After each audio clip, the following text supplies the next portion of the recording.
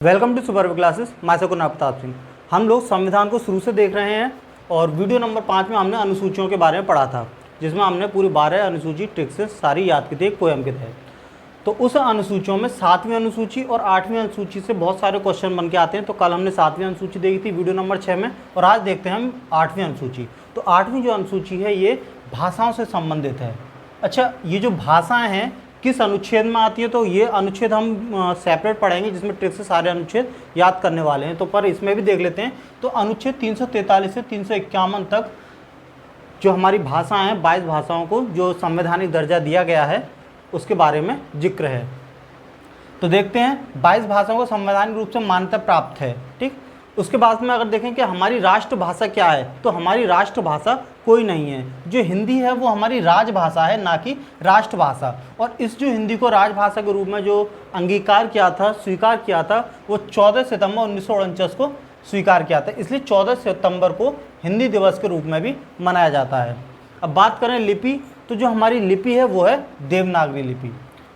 तो शुरू में ये जो 22 भाषाएं, शुरू में 22 भाषा नहीं थी, शुरू में ये 14 भाषाएं थी, बाद में अब ये 22 भाषा हुई। तो धीरे धीरे ये भाषाएं जुड़ती चली गई। अब जुड़ने में जो भी हिस्ट्री में मेन होगा वो चीज़ हम यहाँ देखते हैं। तो एक बार वो सारी 22 भाषाओं को एक तरफ से देख लेते हैं। तो वो हैं संस्कृत, हिंदी, उर्दू, नेपाली, कश्मीरी, गुजराती, पंजाबी, असमिया, उड़िया, बांग्ला, मराठी, मणिपुरी, मलयालम, तमिल, तेलुगु, सिंधी, कोंकणी, कन्नड़ और मैथिली, संथाल, बोडो और डोगरी। क्वेश्चन यहाँ से ये भी आ जाता है, अभी लास्ट में, सबसे लास्ट में हाल ही में किन भाषाओं को शामिल किया गया है। तो मैथिली, संथाल, बोडो और डोगरी, ये 4 भाषाएं ऐसी हैं जिनको 2003 में 52वां संविधान संशोधन में इनको अभी हाल ही में शामिल किया है। अब देखते हैं ये जो भाषाएं बढ़ी हैं किस तरह से बढ़ी हैं। तो ये भाषाएं जो हैं, सबसे पहले जो राज्य हैं, कुछ राज्यों में जो एक भाषा बोलने वाले अलग समुदाय जो थे, उन्होंने अपने अलग राज्य की मांग करनी चालू कर दी थी। तो उसमें जो सबसे पहले अगर कोई राज्य था, क्वेश्चन यहाँ यही आ जाता है कि सबसे पहले भाषा के आधार पर किस राज्य का गठन हुआ, भाषा के आधार पर। ठीक है, तो ये था आंध्र प्रदेश।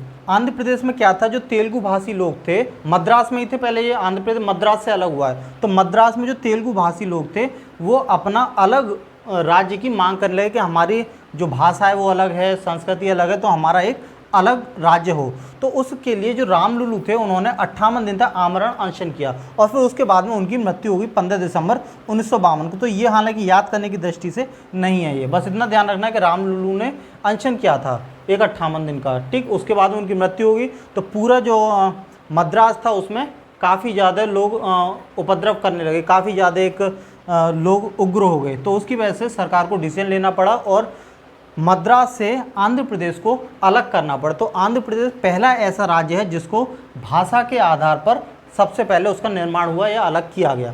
कब हुआ, तो 1 अक्टूबर 1953 में मद्रास से आंध्र प्रदेश अलग हुआ था। ठीक, इसके बाद में फिर धीरे धीरे देश में और भी राज्यों की मांग उठने लगी, क्योंकि जगह जगह बहुत सारी भाषाएं बोली जाती हैं।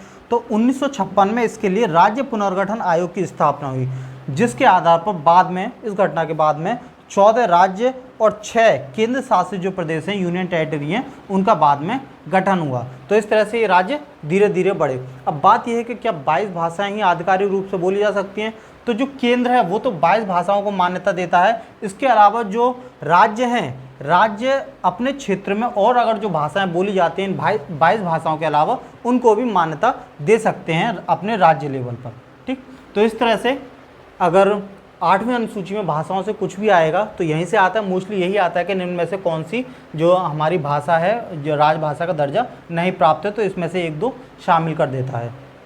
तो क्वेश्चन इनको आपको याद कर लेना है। ठीक, और बाकी इसमें से ये कुछ सने हैं 1956 में, और ये आंध्र प्रदेश कब अलग हुआ, ये 2 सने पेपर के लिहाज से काफ़ी इंपॉर्टेंट हैं। बाकी आप पूरी हिस्ट्री में एक तरफ से शॉर्ट नोट्स करा रहा हूँ। हिस्ट्री 46 लेक्चरों में मैंने पूरी कंप्लीट करवा दी है, और भूगोल भी लगभग 29 लेक्चरों में वीडियो में मैंने ख़त्म करवा चुके हैं। प्ले लिस्ट में उनकी वीडियो पड़ी हुई हैं, आप उनको वहाँ से जाकर नोट्स उतार सकते हैं। धन्यवाद।